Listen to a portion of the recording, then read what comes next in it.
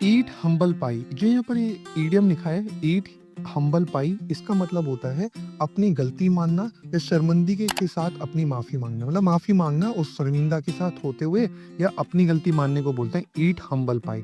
और एक चीज रखना, ये खासकर जब मांगी जाती है माफी या गलती, जब आप ये साबित हो जाए कि आप उस चीज के लिए क्या थे, गलत थे।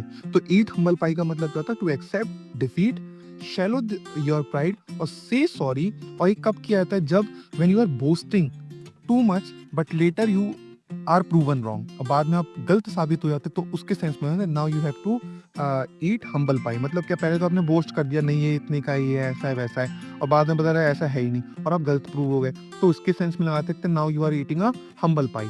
सेकेंड, ये तब लगाते हैं जब आप किसी भी चीज के रिलेटेड कॉन्फिडेंटली आर्ग्यू करते हैं, किसी चीज को सपोर्ट करते हो, बाद में पता चलता है वो गलत है और फिर आप एम्बेरस हो जाते हो, तब भी हम उस सेंस में लगा सकते हैं now he will have to eat humble पाई।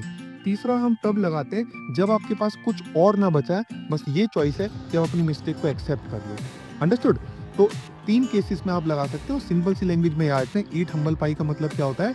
अपनी गलती को स्वीकार करना, जब आप पता है कि वो गलती एक्सेप्ट कर ली गई है, वो एक्सेप्टेंस जो आ रही है वो एम्बेरसमेंट के साथ आ रही है, और आपके पास कोई चॉइस ही नहीं, बस उसकी अब एक्सेप्ट करना पड़ेगा क्योंकि आप गलत थे, या आपने कुछ ऐसी चीजें बोल दी थी जो कि बाद में गलत साबित हुई, तो उसके सेंस में वो आते हैं ईट हम्बल पाई। और इसका जो ओरिजिन है बड़ा इंटरेस्टिंग है, गूगल पे जाइए पढ़िए ईट हम्बल पाई का। इसको पहले अम्बल पाई पढ़ा जाता था, इंग्लैंड से ओरिजिनेट हुआ है, और फिर इसकी बड़ी इंटरेस्टिंग हिस्ट्री है। आप गूगल पे जाइए और पढ़िए इसके बारे में कि what is the history of humble pi.